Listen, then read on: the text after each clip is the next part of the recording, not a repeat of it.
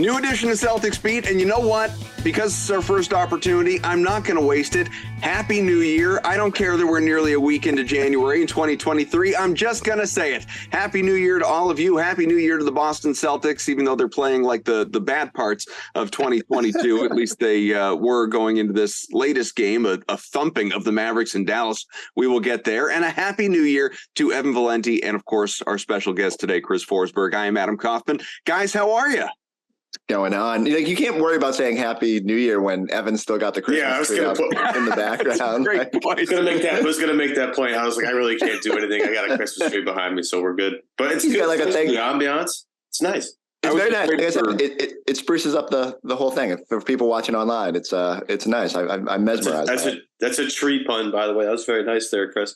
It's true. I was waiting for one of you to kind of be the Larry David of the show and be like, we still doing this? Oh, we're still doing this. Oh, we're still doing it. I think it's beautiful.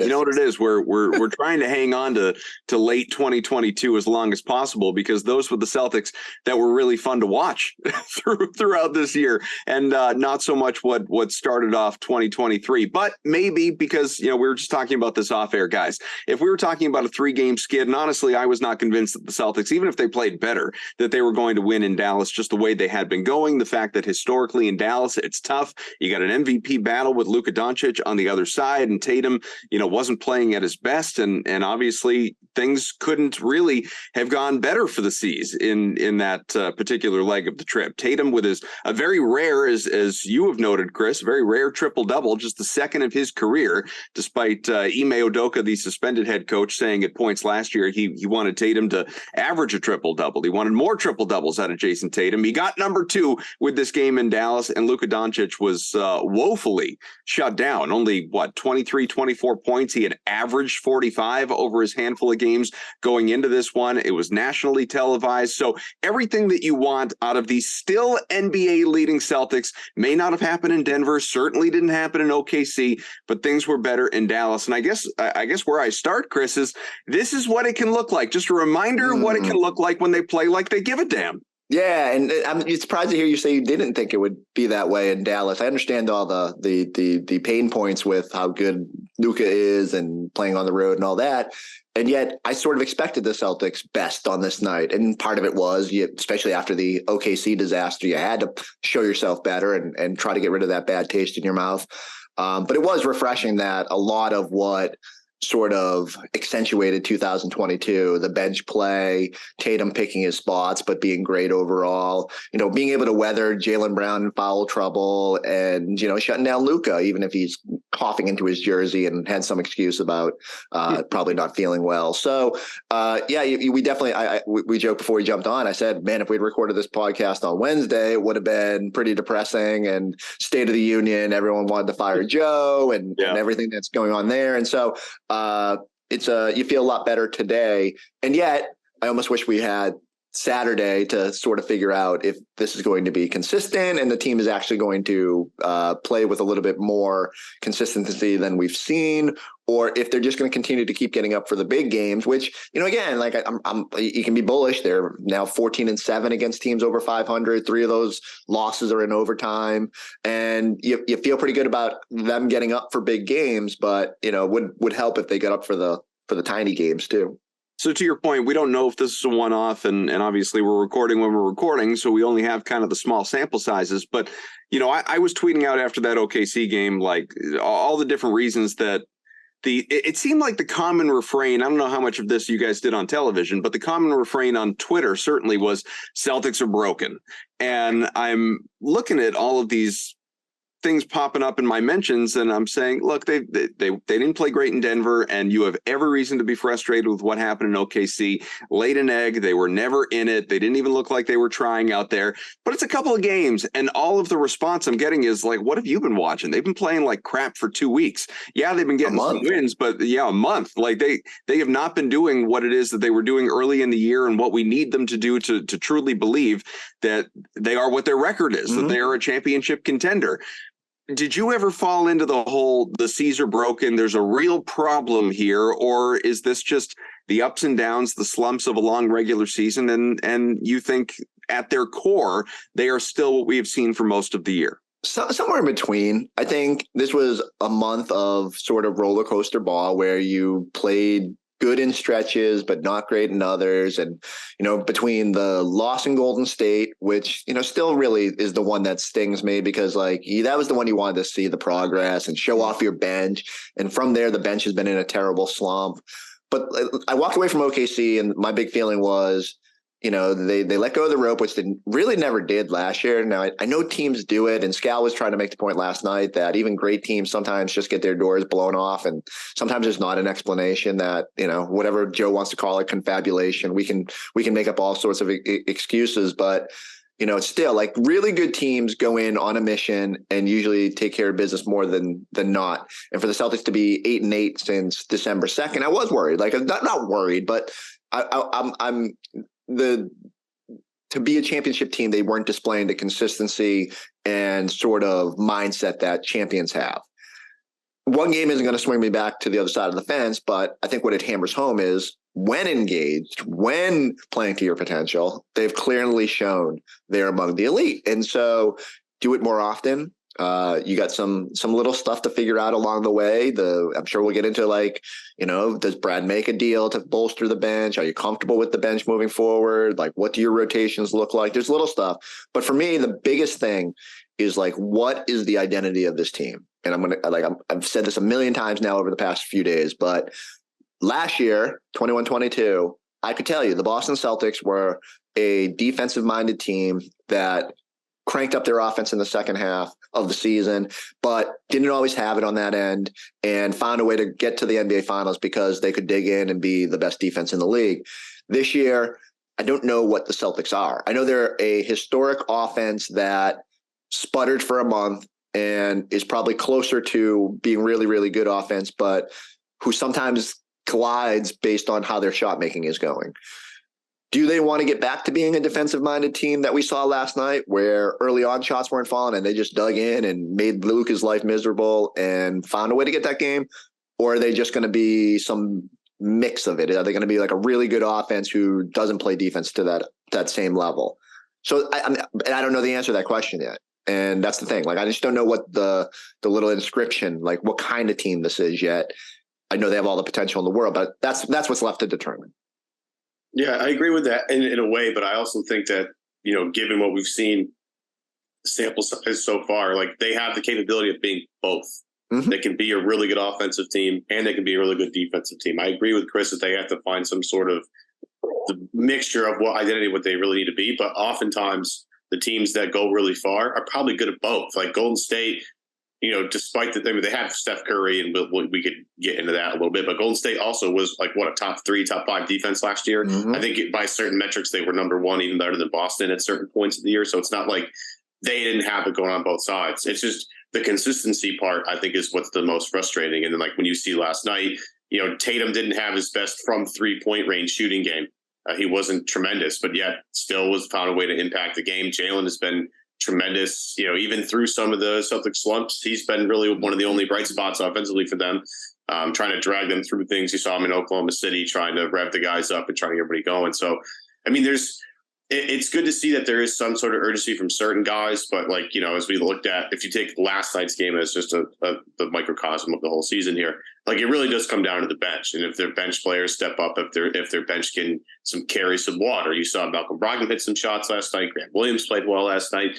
They got a little bit more offense out of their bench, and that's going to be huge for them. And then as we look at this whole thing, we're still at the factor in the Rob Williams factor of what is he really going to look like when he's fully rolling. I know a lot of us probably, our eyes rose a little bit when he was out, for that one game due to, knee management. Just trying to make sure, because, look, this team is much more fun when Rob Williams plays. I don't have to explain to either of you two. I'm Italian. Yeah, I think you guys are basically dysfunction when Rob's not on the floor. Well, yeah, I know. Forsberg's been, I think, the captain of the Rob Williams fan bus since, its inceptions, except for, the Riffs man. But other than that, I think Forsberg's been at the front of that line. But this team is still kind of figuring it out. You have to understand, they're not even at the All-Star break yet, and they have the best. This is the one thing I think is crazy. This team we're at the almost not even, what are we, 4 weeks out from the All-Star break, 5 weeks, 6 weeks, something like that. and they still have the best record in the league. And we're all sitting here complaining about what exactly. I mean, this could be. I mean, this could be the Mavericks, right? Whose team is very Luka dominant, Luka centric, and they're barely hovering around 500 right now, and just got waxed by the Celtics on their home floor last night. A team they that had won wasn't 7 playing in a row before that. In fairness, yeah. So it's not like everybody's. What's so interesting about the NBA this year, one of the very things is I think there's a lot of. I mean, there are tiers, but these tiers I think are kind of big. Like the top teams in the league. I mean, Boston's up there, Milwaukee, Brooklyn on the Eastern Conference side. The Western Conference side is even more of a mess.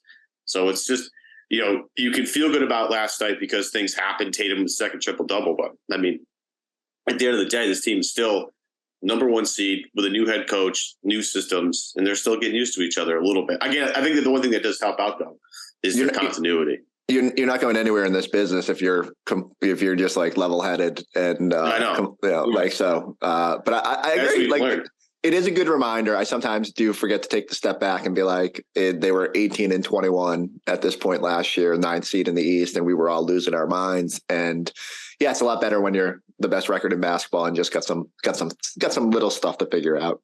Yeah, we can't also just sit here like blindly. Good job, guys. Good record. Because eventually, if you're not playing right, that's tough. It's not they're not the wagon that the Bruins are right now. They were at points, obviously, but at the moment there are some things to address. There was a lot between the two of you. There was a lot there in terms of some areas, directions that we can go into. But let's sort of pick up right where Evan left off in terms of just the league and parity and the fact that the Celtics, they are the best team in the NBA record wise, but they're not exactly out in front by a mile. It's a very narrow gap. 1.5 lead on both Milwaukee and Brooklyn with the surge that the Nets are on right now. Kyrie Irving, by the way, I'm often critical of him, more the person than the player, but he is playing incredible basketball. So I want to give him his due in that sense. But you've got the Cavs that are sitting 2 games beyond the Celtics, the Sixers that are 3 games beyond the Celtics. So it's a very crowded 1 through 5 in the East, and as Evan mentioned, in the West, Denver, Memphis, New Orleans, all right there. Dallas, with the way it's played, has crept within 3.5 of first place. So I guess my question here, Chris, is, that's a lot of teams. How many of these teams actually belong in the same company versus teams that just have very similar records? So it was funny because when Evan was talking about tiers, I started thinking. So at the start of the year, I think we said like there's a tier. The Celtics and the Bucks are in like a different tier than anybody else. And as Brooklyn surges and as the Celtics and Bucks have rode the roller coaster a little bit, it has muddied the tiers a little bit in the East. And then I think there's like a fairly pronounced drop off to like the West, which has a lot of good teams and a ton of parity, but I don't think anyone's really distinguished themselves over there. And so we don't have to worry about that right till like closer to April because you're not going to see one of those teams. But when I hone in on the East, I think Celtics and the Bucks still have a little bit something more than everybody else. Brooklyn is understandably like on the radar now. I'm super eager for that game on Thursday night. For whatever reason, I was thinking this week as looking around the East, and Donovan goes for 71 and Embiid goes for 50, and you're thinking like which of these teams scare you? And like Cleveland still scares me more than Brooklyn right now. And maybe that's just because I'm thinking back to what happened in those 2 games and the overtime games. And while Rob certainly levels the playing field a little bit more, I just feel like Donovan Mitchell is like legitimate and certified in the playoffs. And not that Durant and Kyrie aren't, but I don't know. I'm still a little bit more timid of the Bucks and Cavs than I am necessarily Brooklyn, but we'll see. Thursday night could change that, and seeing Durant up close again and all the, thinking about how dangerous he can be, maybe I'll feel differently. But I still think potential wise, Celtics and the Bucks are a little bit ahead of them. Although, like the Nets, when you talk about potential, it's not necessarily the talent, it's the, can they keep it together? So there's somewhere, I would still feel Celtics, Bucks, Cavs and Nets in that next tier. And then I think there's another, like, I just never throw Philly in that mix because as good as they are, I just never worry about that matchup. And so I still think you're in a pretty comfortable position. It's just probably not as pronounced as we thought after 26, 27 games. Well, I kind of look at it this way, right or wrong, because I don't know. Like, I'm not a professional athlete. I'm not out there. I can't even begin to relate to that mentality. But as an observer, I say, okay, if I'm looking at your tiers, the way you broke them down, I largely agree with them. By the way, I'm saying the Celtics and Nets, or rather the Celtics and Bucks, they've both been there very recently. You know, the Celtics are on the cusp. They now know what it takes. If they didn't last year, you know, they're not going to enter the NBA Finals with 0 collective games of experience, as you know, versus Golden State's billion that they had going into the finals last year. The C's now know what it takes. The Bucks have won a championship. They have the best player in the world, at least in my mind, in Giannis Antetokounmpo. And so it makes sense, especially if the Bucks are healthy this year, which obviously they weren't last year. They very much belong in that tier, in that conversation. The Nets, and this is where, you know, maybe I sound sort of misguided or misinformed or whatever, is I just don't, maybe it's just the way that I view Kyrie and Durant, and they are both champions. They have both won NBA championships, but I just question at points how much they want it. More so Irving than Durant. You know, how important is basketball really in the scope of everything else happening in the world? And so I just, even though they were shorthanded, clearly, I didn't see them getting embarrassed the way they did in the first round by Boston last year. Even though all those 4 games were close, it was still a sweep. They still lost in 4. And the Cavs, they just, you know, they're sort of that like up and comer, you know, that plucky underdog that maybe is still one piece away from truly being a championship contender versus, you know, and this is, I'm going to sound disrespectful, but like an Atlanta type that, hey, we can go out and win 60 games in the regular season, but when the playoffs start, you know, we're going to show our true colors, you know. So I'm just not sure Cleveland is quite there yet. I think they're growing into it. I just don't think that they're quite there yet. So I mean, the tiers make sense to me. I don't know. The Cleveland thing is interesting just because of, you know, the Garland, Mitchell, Mobley kind of like triumvirate they have going on there. I like that team a lot. They just they're a little different. They're built a little different. They're a really big team with Jared Allen and Evan Mobley, and they make life difficult. It just depends on the night that Karis LeVert wants to have, you know. But they're a trade candidate without a lot of picks left because they traded them all for Donovan Mitchell. So it'll be interesting what they do at the deadline. But I think, you know, just in the Eastern Conference, that's the way it goes. But I think, you know, you add, like Boston just played Denver, and I think Denver's playing just incredible. Well, I mean, I think Jokic is playing just incredible basketball right now. Yeah. It translates. He played 48 minutes in the playoffs. Like, I mean, what do? They can't really. And I know, and they're playing that good without Jamal Murray, and obviously in Spurs. So, I mean, yeah, Denver's an interesting one from my perspective. They're amazing, and I think you know, Giannis. I love Giannis, but I think Jokic is playing the best basketball of anybody. Right? This is ridiculous. He's, truly a game changer. I don't see anybody playing like him.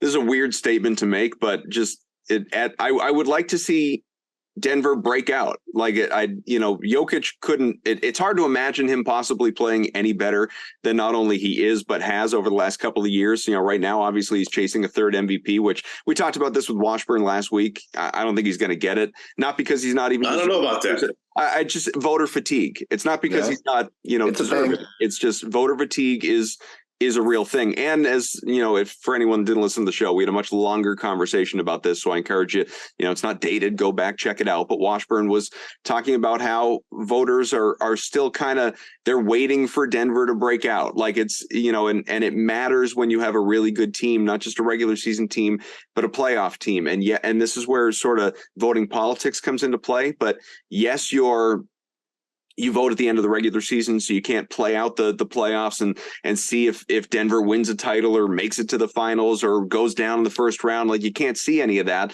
But what you can do is look at sample size of the past 2 years and the fact that in the postseason they haven't gotten it done. Jokic has that's been the recipe. Jokic has an incredible regular season and they don't get it done. And so unless you're mixing in a title there, basically, as Gary put it, it's hard to vote for him for yet another most valuable player award versus someone who has, you know, been right there, whether it's a Tatum obviously chasing it for the first time realistically, because last year wasn't realistic for all the conversation we had about that, or obviously Luka just setting the world on fire, even if, you know, his team is not necessarily elite. But So, Chris, what do you attribute that to? The individual scoring going absolutely bonkers this year, and who to you is the next guy to drop 60 in a game this year?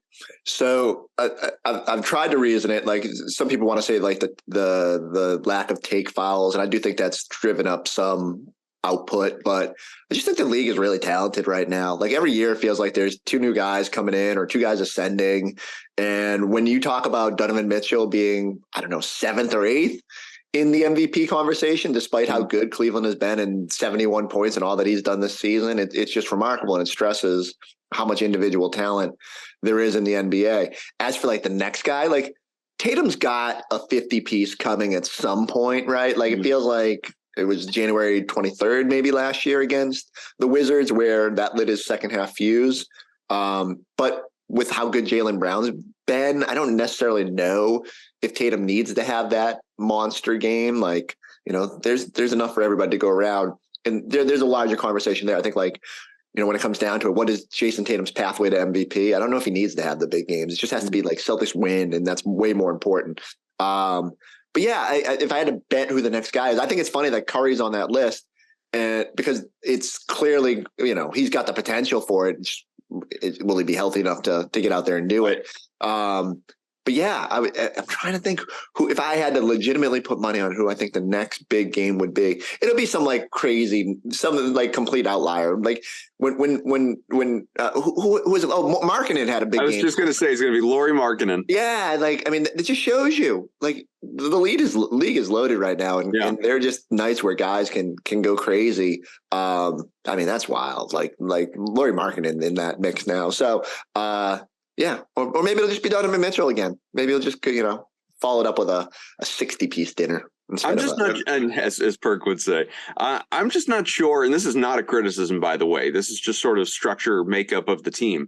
I'm not sure. Well, one, Jayson Tatum may never have a 60-point game. I think he will, but he may not. I don't think he's going to hit that with Jaylen Brown in the lineup. I think, you know, I just don't think it's possible that one of those 2 guys can go off to that degree with both of them out there on the floor sort of getting theirs. Even, and that's not like an individual, like they don't play together, they don't work. I just like sort of the way this team plays, it's far more likely, as we know, I mean, it's what they're doing, to both go for 30 or even potentially both chase 40 than for one guy to have 15, maybe 20, and the other one to go for 58, 62 points or something like that. I don't think it's going to happen for Tatum yet because it's too early in the calendar. Yeah. The Tatum takeover happens really around March, and then he just goes on this ridiculous. I always reference the Jayson Tatum meme calendar all the time because it just explains a lot, you know. And for those wondering, Lauri Markkanen's odds are plus 2,500, which I feel like aren't big enough. I feel like Markkanen's odds should be way higher than that. Take the long shot bet. I'm glad you brought up the Jayson Tatum, Jaylen Brown thing as like the reason why Tatum won't get 50 or 60 or whatever, because he has another elite scorer on the floor at the same time. My question is, given the context of the NBA, Forsberg, the high scoring the month of December was insane. Like every night was like somebody went bananas. It was kind of a big deal early on in the year. I thought that Tatum and Brown can end up averaging more points than Kobe and Shaq, like that 54.7 or whatever the number is, right? Does that like that record lose a little bit of its luster because there's so many people kind of hovering around that right now? Because like another example would be KD and Kyrie are also hovering around that same average.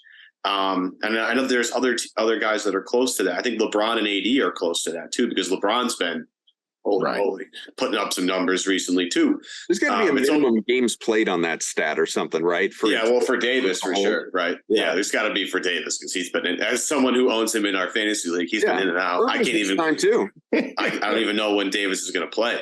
But I don't. Has that magic scoring number between 2 guys, has that lost a little bit of its luster because of the high scoring this year? Because Jaylen and Jayson are going to probably beat that if they stands. Right. I think the way you re-emphasize it is I think we put this number on our broadcast last night, is you just put straight total points, right? Instead of just like the averages. Because you're right. Like in small samples, these guys can sort of muscle into that conversation. I thought it was jarring when we put it up last night. You got Tatum and Brown at 2,000 something points. And the next closest is like Luka and Dinwiddie, and then Luka and somebody else. It's just, it accentuates that it's really hard for two guys to consistently do it. And so that's what the theme of the Celtics right now, right, is like consistency. Well, Jaylen and Jayson have done it every single night. Now, maybe not to the level we always want them to do it. And, maybe the supporting cast hasn't helped out enough in this stretch, or, maybe Tatum needs to be better against non-MVP candidates and stuff like that. But when you look at the totality of the year. And the other thing I go back to is like, when you're talking about duos, are they making each other better when they're out there? And that was always the big question last year when everyone was talking about the future of the Jays and like, was this going to work? Is that do they make each other better? Like, do they? And I think it's just jarring. I keep going back to this number. Last year they only had 72 assists to each other, like between the two of them, and that doesn't sound like a high number. I mean, it's less than one a game if you do the math. Although with games missed, whatever. And then last night in the fourth quarter, they had three different instances, including that alley-oop, where they're getting each other, and I think they're starting to figure out how to make each other better, how they play into each other's success, how they can both have success and feel good about it for each other, and.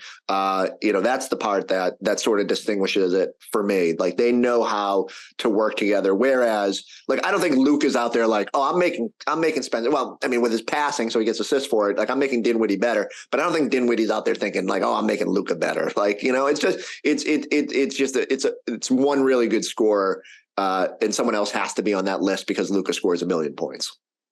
If we could, for a moment, because we don't get an opportunity to do this often, this is not substantial, but there's a little bit of, it's not Celtics related really, but there's a little bit of breaking news that I just saw on Twitter. The Mavericks have waived Kemba Walker. Probably wouldn't be a giant shock to people. He played in 9 games, 16 minutes per, the averages were nothing crazy, but I guess I'm just sort of thinking about this now, but man, like when did Kemba sort of become IT, right? Like where you're just like this fan favorite in Boston who, didn't it didn't end the way that you thought it might. And then they're, because of injuries, they're just bouncing around from stop to stop to stop. And IT's no longer in the NBA. And I don't know how many more kicks of the can Kemba's going to get. It changed. This is breaking away entirely from everything we were just talking about. We will sort of circle back. But I just saw this come across from Mavs PR on Twitter, and it makes me a little sad, Forsberg.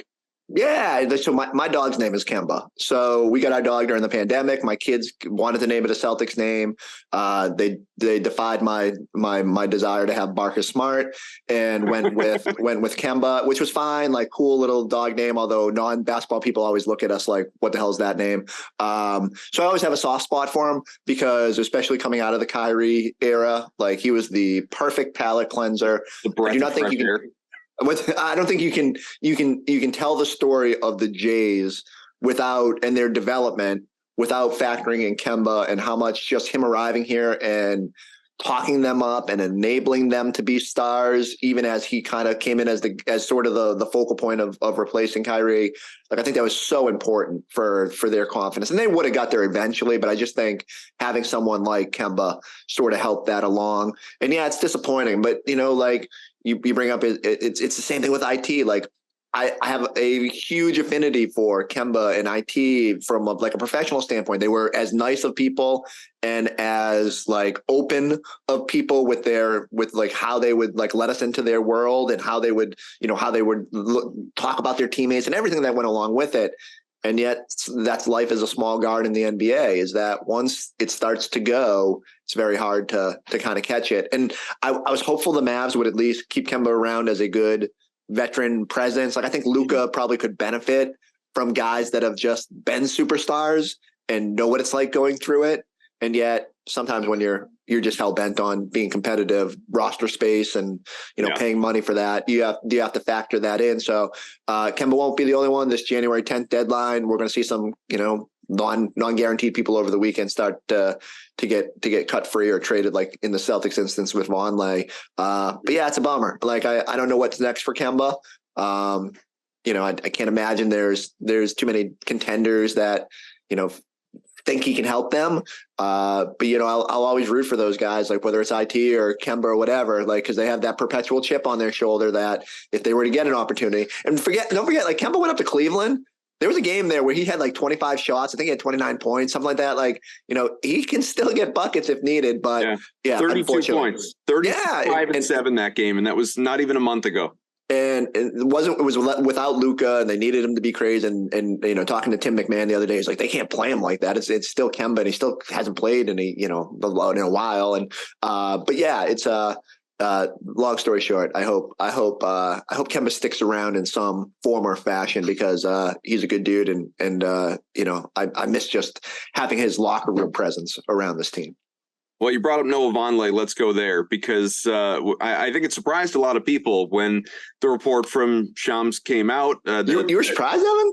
Well, no, I'm doing the Windhorse. What does he know? What is he? Okay, I got you. Yeah, the why would they do that? So it was interesting, because before, I guess I'm just looking at like the initial sort of chain of reaction, right? When the news came out, it was, why would they do that? Not that he's important, per se to the team, and wasn't certainly playing all that much, but it was, he's there, he's a big, he's and you're not getting anything. Like, what was the point of doing this?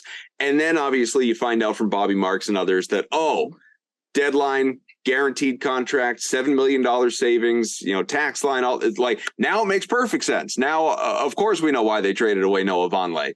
And like you said, whether it's Kemba or other guys around the league with this deadline, you're going to see more of those guys that are, cut loose or moved or whatever it is. But I guess the most interesting part of it now is that, unlike before, the Celtics do have a free roster spot, which in all likelihood, they're just going to carry. The buyout market is still a couple months away, and I don't necessarily see them making a move. But that being said, there have been the reports about Peyton Pritchard's potential availability, and obviously we know there are a couple of expiring TPEs that the Celtics still have in short order here.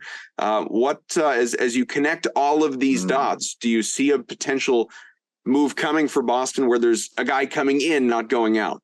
So immediately no. And I love, because, Twitter immediately says, they got an open roster spot. Where's Carmelo Anthony? And, I kind of slap my head and say, I get it. People love the idea of what could be, but they already got Blake Griffin. And so if you needed your time machine, there you go. He's on the roster. What it means is that Gallo's about to play. Yeah. And that's funny too, because now he's running. I actually think that's a good segue, because so I've always thought there's two paths to the Celtics sort of adding one more piece to this roster.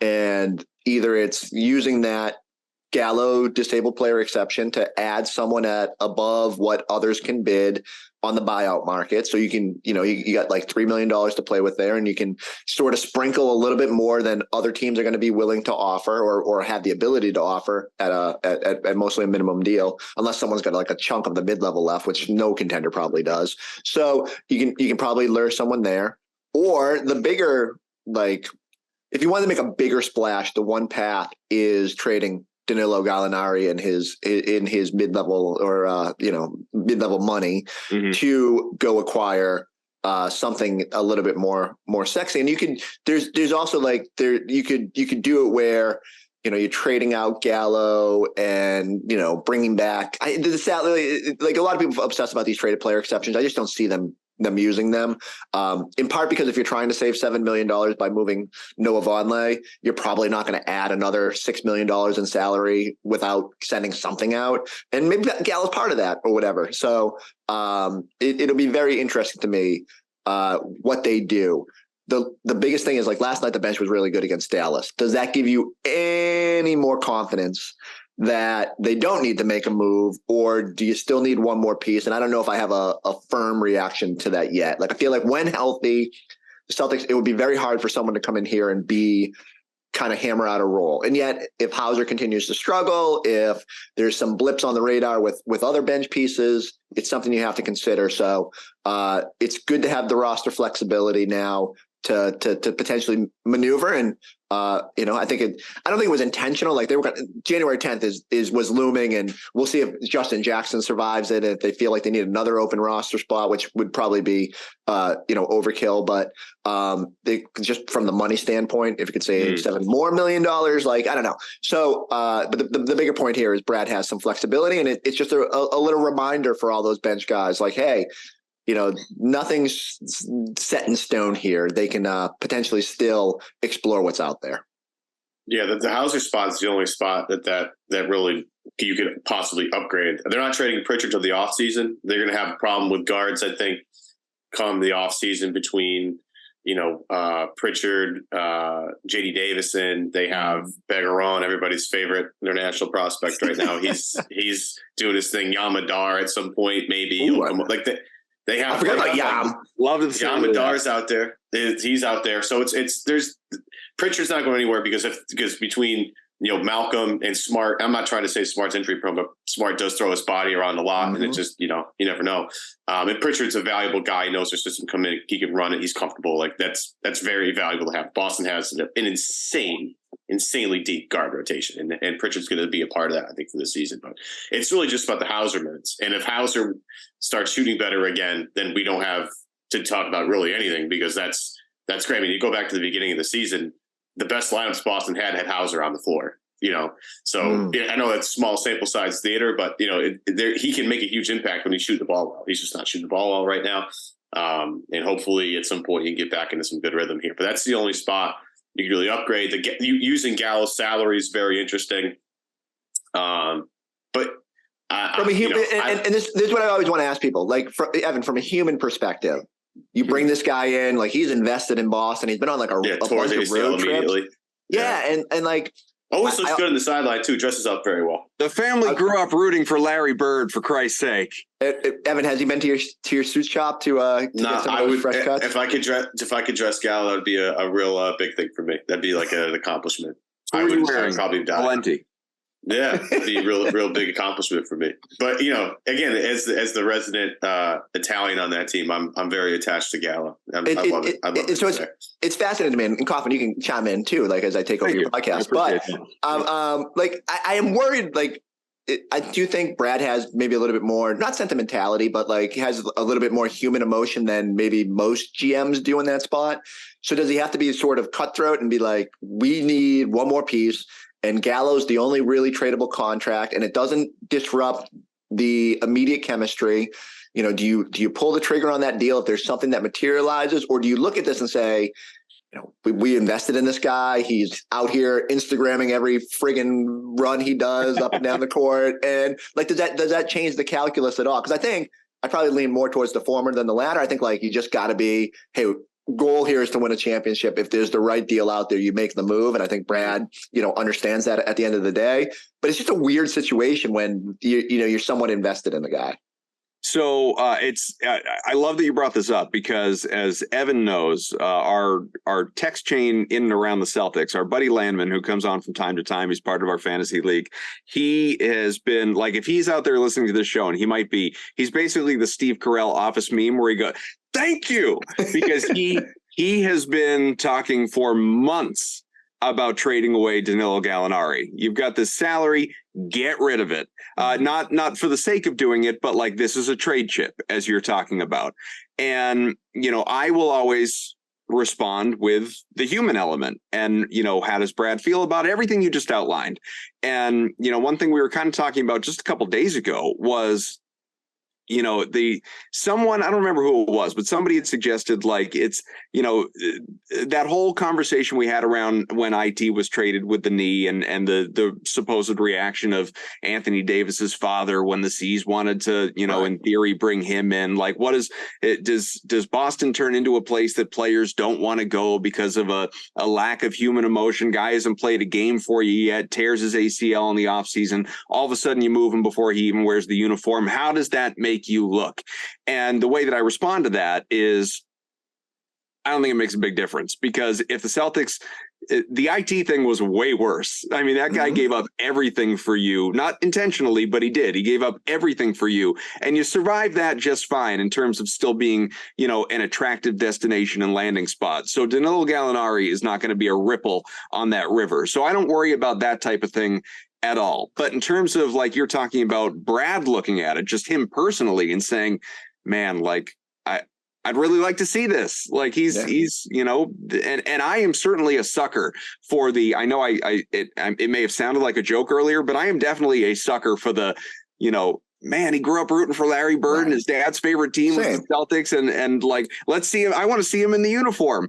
But there's no underestimating the fact that Hauser stepped into that role, has arguably done it better at a significantly reduced rate. And I enjoyed Evan's reaction to that game. He did it better for a month. Well, I mean, look, but I don't think all of a sudden like the whole Hauser-matic thing is dead. Like Sam Hauser is going to be fine. I do believe that. So just rookie year, basically. So exactly, I think we're being too hard on the guy. Right. So the whole like long-winded way of putting it, I guess, is as you said, Chris, I think if the right deal were on the table, Brad would have to react. He'd have to do it. But I do not think that he is soliciting it. I don't think that when he is looking around at upgrades for this team, he is actively saying, where can we use the Gallo contract to upgrade? So maybe I'm wrong about that. Now I'm going to go fully cutthroat. And, after I talked about sentimentality, if the dude wanted to play for the Celtics so badly, then don't play in FIBA and be healthy. So, or come 3 years ago when they pursued you. Right. And so ultimately, if Brad thinks there's a move out there to better this team, I hope that sentimentality does not factor too heavily into it. I don't really think it will be. He traded Kemba. And it's not the same thing. And his first move, like his first, like sort of, hey, I'm here. And like, look, when Brad has been able to make the team better, and especially if it comes at the perk of getting someone that's like tied up for another 3-4 years, like, let's face it, Gallinari is not going to help this team in a championship pursuit this year, aside from his very sharp sideline attire. So if you can find someone that can, you got to do it. Well, and the devil's question is, where does that come from, though? Even if he were fully healthy, might not help you in a championship pursuit because he's, when the rotation tightens, he probably wouldn't have been part of it anyway. Yeah. It depends. Like, again, I would love if there was an alternate universe where we could see what Gallo would have brought. It would have been nice where he hit like 8 3-pointers and we would have been like, oh my God, what a signing. But yeah, Evan brings up a good point too. Like, what's the move? And so I don't know, like it's going to come down to, I think in the next month, we'll see a lot of teams start kind of waving that flag saying we're going for Wembanyama and like, so all of a sudden, is there pieces out there that you maybe didn't expect to be available? Teams trying to trim payroll fat. Like, I don't know. That's the hard part that I haven't connected yet. Like, who are the obvious options out there? Maybe I just need to start doing my homework better. And what exactly do you need? Is it, I've said, like, I think the biggest thing the Celtics need is another defensive minded wing who you would trust in a playoff situation, because Jay Crowder up to. I can't make the money work on that one. Plus the dude now has not played for 3 months, and which is a weird situation. But there's someone out there. There's somebody that let's check the Spurs roster, because that's all Brad does is trade with Popovich. I was going to mention Devin Vassell, but I was going to ask how many first round picks would it take to get Devin Vassell on this team, because that would be it. So let's add a 2029 pick swap, a 2000, like whatever it's got to take to get Pop to bite on that. Because that's, I thought I wanted Keldon Johnson for a little bit because the Spurs were having a little bit of a mini fire sale there with DeJounte Murray, and I was like, I would be calling about Keldon Johnson every single day. So true. Because that guy, I liked it better than DeJounte Murray, to be frankly honest with you. I love Keldon Johnson, a great player. But don't forget, everyone got excited about the guy who exposed himself to the therapist too. That was another one. Well, Chris is right though. It's about the teams that are at the bottom of the pile who are looking to cut salary because they're trying to get Wembanyama and they're trying to get, guys that mean stuff. Like Detroit's another team. Bogdanovich is going to get traded. It's just a matter of when. Saddiq Bey, correcting all that went wrong. But Saddiq Bey, has games where you want to pull your hair out because he can't hit shots. But he's a Villanova guy, and I love guys that play for Jay Wright. That's like one of my big draft things is like just draft guys that played for Jay Wright because they know how to play basketball. If only you'd had a chance at him. I know. Yeah. If only. I know. But it's a team like that, and we don't know exactly who all those players are going to be yet. You have some idea, like the Rockets are there, Detroit's there. You're going to have San Antonio there. Charlotte eventually is going to. I think they're there. That's the fun wild card to me. Yeah, Charlotte's just a dumpster fire. So like this, and there's more teams to add to that, but they're just not. They haven't made themselves available yet. That's where. But that's the question is do you trade Gallo to get a better piece right now? And if that trade's available, I bet Brad does it. But I just don't know if that's ever going to come to fruition or not. Again, it takes two to tango, as we found out with Danny so many times. I am curious, Chris, and you may not know right now because, the league, like some of this stuff needs to play out, obviously, over the next, I don't know, month or two as we get closer to the trade deadline and buyout market and all of that. But sort of who may spring available that is also a perfect fit for this team in terms of what their needs are, fits right financially, all of that, whether it's using Gallo or not, however that shakes out, obviously, in terms of the money. But a guy that actually will become available that makes sense for this team. Because as we know, we've talked about it on this show in the past, especially related to the buyout market, but even midseason trades, so few times, so many shows like this spend so much time talking about who do you want? Who do you need? Who can become available? Who's a good fit? And more often than not, even if some of those deals are made, they're not difference-making deals. They're not deals that carry you to a championship. So it does make me wonder, I don't know if there will be a guy this year or multiple guys this year that genuinely make sense, that actually do provide a difference. And obviously we won't know till we know. Yeah, and I think what I do, and I haven't done this exercise yet, but I'll go to Spot Rack or whatever, one of those salary sites, and sort by dudes that make $6 million or less, and look for guys that fit your prototype, that are wings, like high level defenders who maybe haven't tapped into their full offensive potential, or vice versa, whatever the case may be. I think because of Hauser, you feel pretty comfortable that if he ever figures out how to be a consistent shooter, like he's going to be a rotation piece. Like I probably wouldn't seek offense first. I'd be looking for defense. And maybe that's a vet. But the bigger story is very rarely do trade deadline or buyout moves swing the entire the complexion of the postseason. I mean, everyone goes back and says like, oh, PJ Brown, Sam Cassell, Celtics, that helped. That's the last time it was. And that's literally that's the point. 15 years ago, it's been an eternity since someone found someone off the scrap heap that has really impacted the playoffs. And so it's nice to think about and all that. But I guess if I'm Brad Stevens, I'm a lot more concerned about, okay, how do we not have our entire bench slump for a month? And how do we make the Jays even better and get Jayson Tatum to start actually making 3-point shots at something closer to his career level than the 34% he's shooting now. And so but for us, it's fun to obsess about, and I'm sure I'll get a lot of cheap clicks off of the people that we throw out there. So trade exceptions two of them right here, man. Trade exceptions have given me endless amounts of job security, and despite the fact that they've rarely used them. And even funnier is to self-own myself. We must have done every time the Celtics played somebody during that 2021 season, we'd be like, well, they have this $18 million Gordon Hayward trade exception. And every night we would kind of examine who they could get from that team. And then we got them to the Magic, and I was like, well, they would never trade for Evan Fournier because Danny Ainge has said he's not trading for someone in the last year of his deal. And then 2 weeks later, they traded for Evan Fournier. So, you never know. And just stay locked in because I don't know what I'm talking about. Chris, I can only assume that on the beat streets for, I know you're in studio a lot, but for when you are out on the road and with the team and at the Garden and among all of our peers, but yours in particular, the brethren of the beat, that this Celtics Beat Fantasy Invitational League is a popular talking point, and you are just waiting, dripping with guilt, itching to join the league next year when we reboot. Yeah, do you want me to let down the guard? And when you guys politely asked me to join, and there was a time when a softer, gentler Chris Forsberg would have felt like great guilt in turning down such an invite. What I realized 4 or 5 years ago is that I am I'm a terrible fantasy player because that's why I would be a terrible GM. I would draft IT and Kemba and just carry them on my roster because I'd be I love my team. But yeah, probably not a good player and lazy updater of stuff, and people just by the end of the year hate me in their league because I've somehow cost them a playoff matchup because I didn't update my roster and stuff. So that's what burns Ev. We call Ev the free square in the league.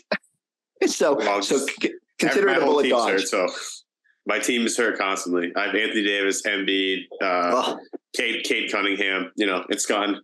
Brad Beal, it's gone really well. It's really amazing. I jinxed all those players. Seriously, again, this is my only saving grace. I picked Embiid over Tatum because of my bad luck football streak. Oh, I thought would carry over. Thank goodness. I saved everybody a huge headache by not taking Jayson. Evan personally saved the Celtics season. You're all welcome, by the way. And Greeny can thank me a lot too, because Greeny ended up with Tatum. So, yeah. He had to pick right after me. He's been slumping lately. He started like 7-0, and now I think he's got. Yeah, he was killing it. I'm playing him right now, I think. So it's probably not going well for you. No. All right. Well, as Forsberg said before we even came on, I said, how long do you feel like chatting it up? And he said, you know what? You'll know. You'll know when the time is right. That kind of hurts. I thought we had 5 more minutes in us, and then you're anything you want to talk about? No. I felt like the time was right. I do. It's so funny. You really haven't asked me anything about Rob. Can we at least end on? Oh my God, that's true. I mean, that's true. And I even after I promised last week, because we didn't do a lot of Rob with Washburn either, and I was like, yeah, next week we'll do Rob. Is that that's the Red Claws? That's so bad.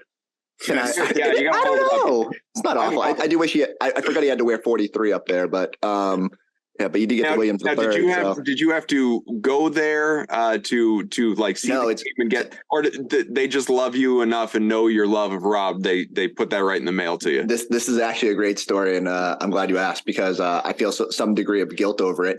Last year when I got stationed outside for the playoff run, I mean, not that I don't see fans inside, but it's a different beast when people are coming into the arena all lubed up and ready to get excited. And there was this one gentleman who kept coming over. His name was Wilson. Super nice guy. He would often have like a lot of the like stuff that they put on chair backs and swag, and would be holding it up from what he got inside the game. And he told me at one point, he said, I have 2 Robert Williams bobbleheads from when Maine did it. I went up there and put it, he put in the actual effort to get up there and get these things and went to the game. And I said, oh man, I would really like, there are things I would do to get that. And he said, can you get me Robert Williams autograph? And I said, no, that's not one of the things I can do. It's literally on my credential. I can't be asking players for autographs. I said, I would love to help you out with that, but maybe it's just not meant to be. And then he, out of the kindness of his heart, he showed back up a couple games later and delivered the Robert Williams bobblehead. And I felt great guilt. I was like, no. Like this is, I mean, you could probably put this on eBay in 10 years and make $1 million because he's going to be league MVP someday. So I said, don't reconsider this. And he said, no, I have another one. And we'll find a way somehow. This shout out will not be enough for Wilson, but I will find a way to thank him for his efforts. The other thing I wish I should have shown this when I was doing it. The base of the bobblehead is a clock. Oh, I like That's that. amazing. So that is next level. Yeah. So I now need one for the Celtics haven't done bobbleheads in a while.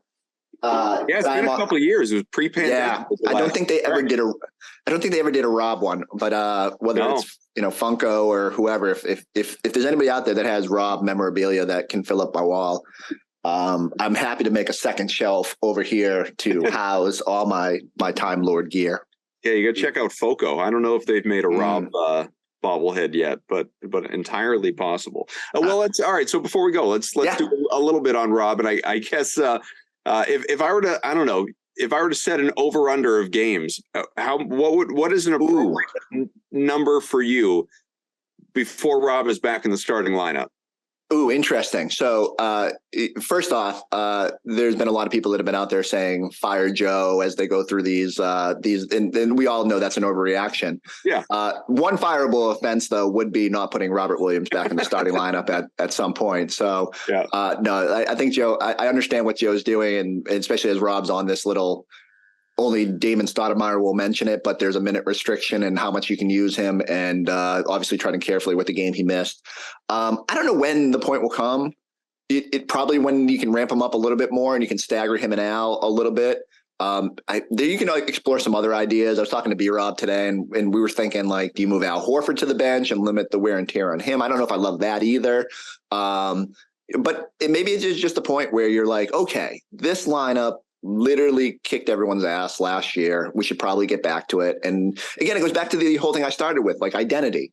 Like, if you want to get back to being that team last year that had unlimited offensive potential, but didn't always bring it, but always could lean on their defense, then I think it's tied to Rob and getting him back into that starting group and picking spots. And, do you finish games with him, crunch time Lord? And so we just got to, that's the stuff that you got to figure out over the next 3 months here. And so I hope for the sake of figuring it out, that we see it at some point. Derek White has been a really good. The plus minus hammers at home, team best plus 7, like 11.9 or something like right now. Although Rob just leapfrogged him on a small sample, and so sure. I just need to see it. I want to see if that group can play with the same level it did last year, because I think the ultimate ceiling of this team is tied to how good Rob is. My or as a buddy of mine likes to say, whenever Rob does really well, sublime Lord. Ooh. Wants to make that shirt and sell it outside the Garden, which I think actually probably do pretty well. I actually spent a lot more time than I'm willing to admit last night. He did. It wasn't exactly the Cornet contest. He did. Yeah. Like, he actually leapt out at the shooter, but he's Rob, so he can do that. But he was still, I think he started to like take his step when he was still in the paint, contested, and the dude hit the side of the backboard because he was just like so freaked out by Rob. It was almost like if Luke Cornet put on a parachute and like floated to the 3-point line. So I was trying to think of like Rob Job, Time Lord, Discord. I don't know. Like there's some play on what a Cornet contest would be with Rob, and I haven't come up with the proper. The challenge to the listeners: rank your brain. Like I challenge people that are more creative than me to figure out something that we'd like. The Cornet contest or the Eclipse or whatever you want to call it is super fun. What is the Time Lord variation of that?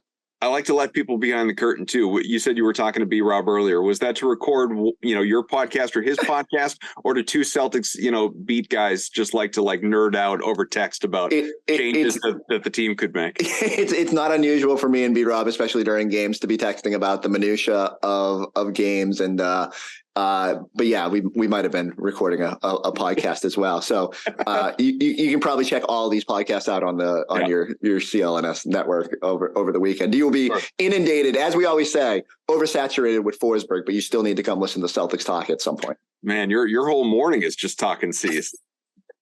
Hutcher and Rich, and then you guys and B-Rob, and I'm telling you, I got 5 more podcasts in me. If anybody needs a guest, just hit up my email. You want me to FaceTime you when my kids get home from school? Break down last night's game. That'd be great. I would. I'm all in. I just need more coffee, and I'll be good to go.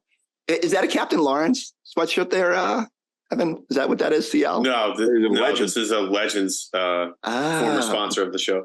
Look up. I think it's back though, because we love them. Okay, so not sorry to slander another sponsor, but look up Captain Lawrence. I think their beer logo is very similar. What do they do, Captain Lawrence? Is that and I don't remember. They had that's Lawson's. Lawson's, right? I'm trying to think what Captain Lawrence. No, I've had Captain Lawrence. For sure, right? I want to say maybe New York brewery. I'll look it up when we're done here. Sure. I will say this too. Someone just texted me. I'm already into overtime here, so I'm just going to bore you with the minutia. I am obsessed with. If you listen to my podcast with Tim McMahon, I said I love craft beer, but especially jalapeno IPAs. And I think my friends at Treehouse just released one, and literally, as much as I would like to record podcasts all day, I will be getting in my car and accelerating to lovely Charlton, Massachusetts. Not a lot of people have beers released with their faces on the label, but do you want to? Well, can I self promote? Please, by all means. Will this somehow lead to us getting a Celtics Beat themed beer though? Look at this. My friends up at Odd by Nature released that. And we're kind enough to include me if you're ever up in York, Maine. go check them out. They do a lot of fun stuff, and just keep buying. Like, if anyone needs a beer recommendation, like, please. The Celtics don't make me drink as much as they used to because they're good now, but you never know. See, Forsberg thought he had a lot of, fun at the decade or whatever it was at ESPN, but as soon as he left there, the world just opened up for him. All of a sudden, it was, look at what Massachusetts has a bunch of really excellent just breweries all over the place. Between hold on. This is what I have to do now. This is my little board over here. What you don't see on the camera. Oh, the labels. It's so every brewery I go to, I get a sticker. And so same deal. I force myself to actually have to visit the brewery to go get their sticker. But you can see, like, down the bottom is some of the, like, now that we've been on the road a little bit more, I got some Milwaukee, I got some San Francisco. It's been nice to explore as we go to all these places. But yeah, Massachusetts, if you think you see me in a brewery, it's probably me. Probably because you did. Odds are. Oh, in your favor.